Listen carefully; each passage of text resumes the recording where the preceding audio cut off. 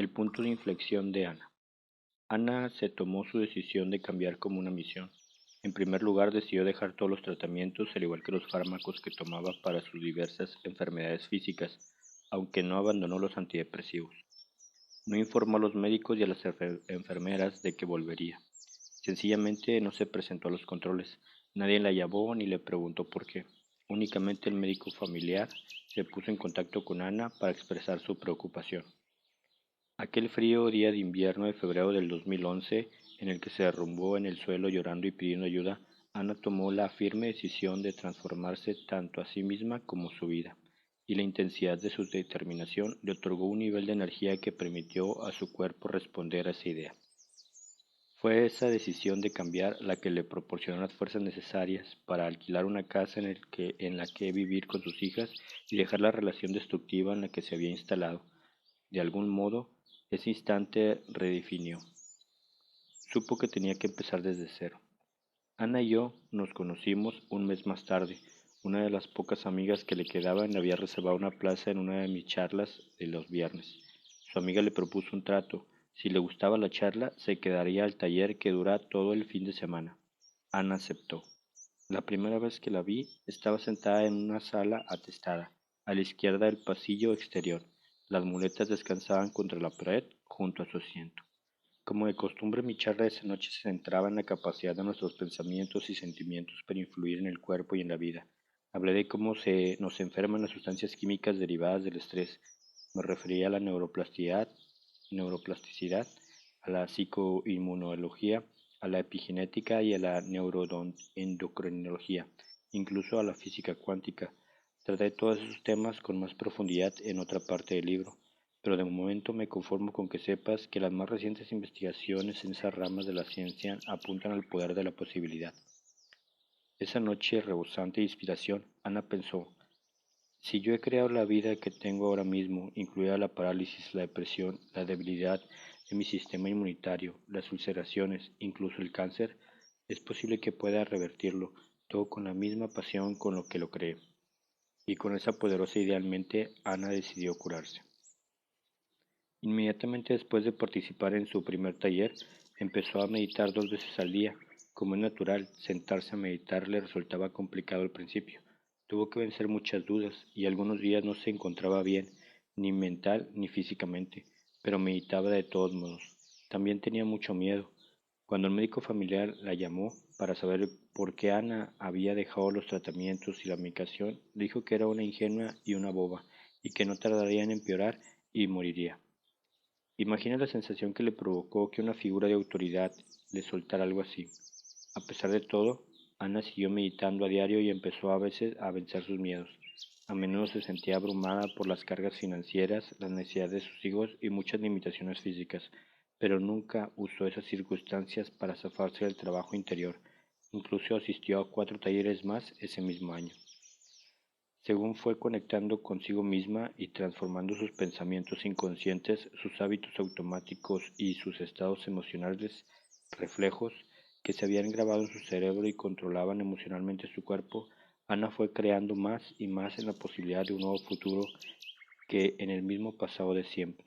Empleó la meditación combinada con una clara voluntad, con una emoción elevada para cambiar su estado de conciencia.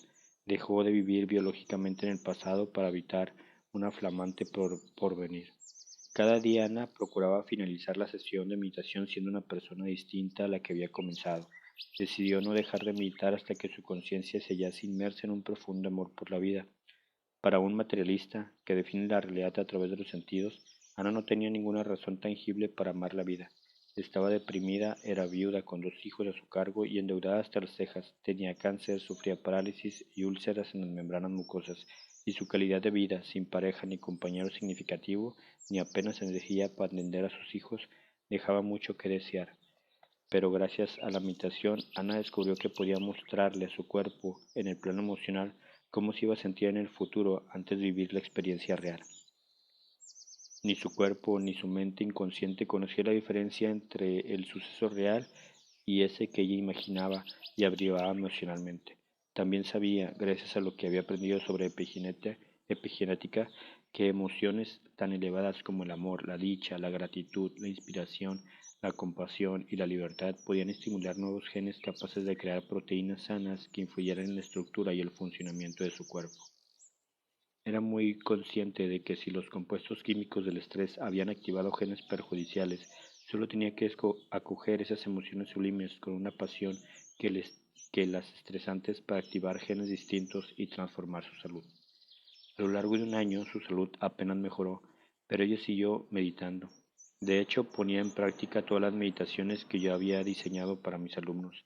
Sabía que había tardado varios años en crear su estado actual de salud, de modo que le costaría bastante experimentar algo distinto.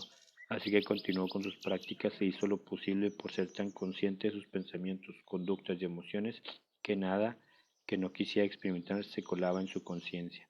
Al cabo de un año, Ana se percató de que muy lentamente empezaba a encontrarse mejor, tanto física como emocionalmente.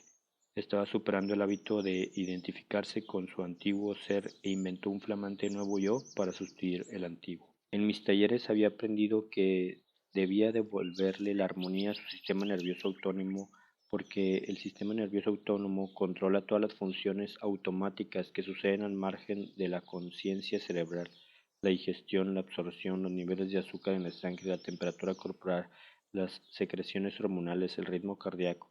El único modo que tenía de colarse en el sistema operativo e influir en el sistema nervioso autónomo era cambiar su estado de conciencia con regularidad. Así que empezaba cada meditación con la bendición de los centros de energía. Esas zonas del cuerpo en concreto están controladas por el sistema nervioso autónomo. Como mencionaba en la introducción, cada centro posee su propia energía o frecuencia que emite información específica o posee su propia conciencia, sus glándulas, hormonas, reacciones químicas, su propio minicerebro y en consecuencia su propia mente. Cada centro está sujeto a la influencia del cerebro subconsciente que trabaja bajo el consciente y el pensante.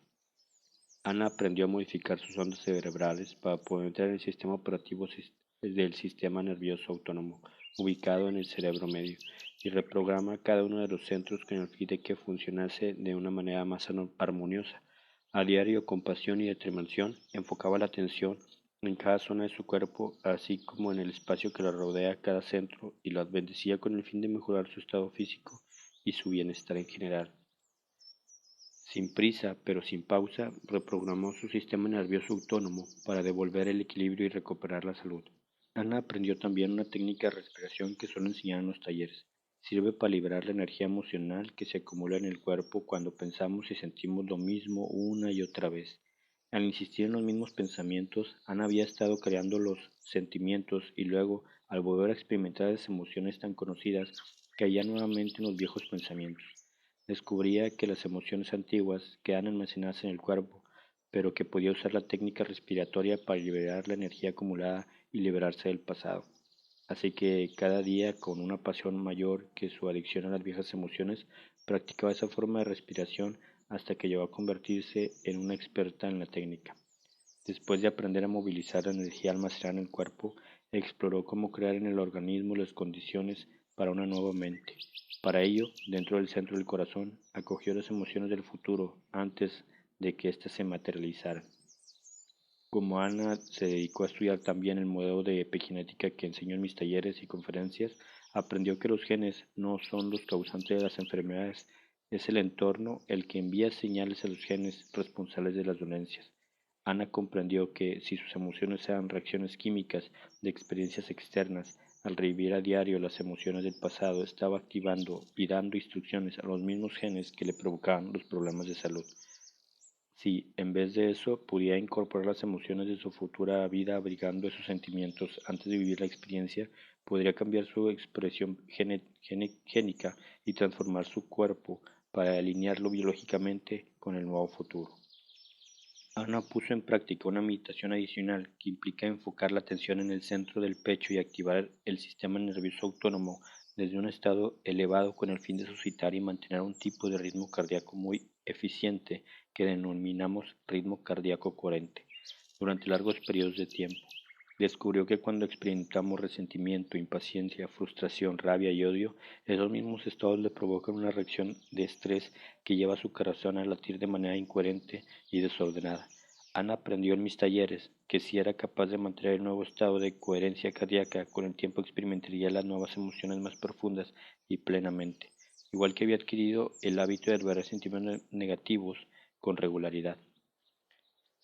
Como cabía de esperar, le costó bastante mudar la rabia, el miedo, la depresión y el resentimiento por alegría, amor, gratitud y sensación de libertad. Pero no se rindió. Sabía que esas emociones elevadas se traducirían en más de 1000 compuestos químicos distintos que repararían y devolverían la salud a su cuerpo. Así que lo hizo. Ana practicó a continuación una meditación que yo he diseñado. Implicaba caminar a diario con la piel de su nuevo yo. En lugar de sentarse a meditar con los ojos cerrados, empezó a meditar de pie, también con los ojos cerrados. Plantada, sin moverse del sitio, entraba en un estado meditativo que transformaba su conciencia. Luego, sin salir de ese estado, abría los ojos y echaba a andar como su futuro de ser. Al hacerlo, estaba adquiriendo día a día un nuevo hábito de pensamiento, conducta y sentimiento, y todo ese trabajo pronto se traduciría en una personalidad distinta. No quería volver a caer jamás en la inconsciencia ni retornar a su antiguo ser. Ana advirtió que, gracias a todo ese trabajo, sus pautas de pensamiento habían cambiado. Ya no activaba las mismas redes neuronales del mismo modo exacto, así que sus circuitos dejaron de conectarse y empezaban a desactivarse. Gracias a eso dejó de pensar como solía. En el plano emocional empezó a activar destellos de gratitud y alegría por primera vez en muchos años. A través de la meditación estaba conquistando a diario aspectos de su cuerpo y de su mente. Ana se tranquilizó y su adicción a las emociones derivadas del estrés se suavizó. Incluso empezó a sentir amor nuevamente y siguió adelante ganando más y más terreno a diario a su antiguo ser.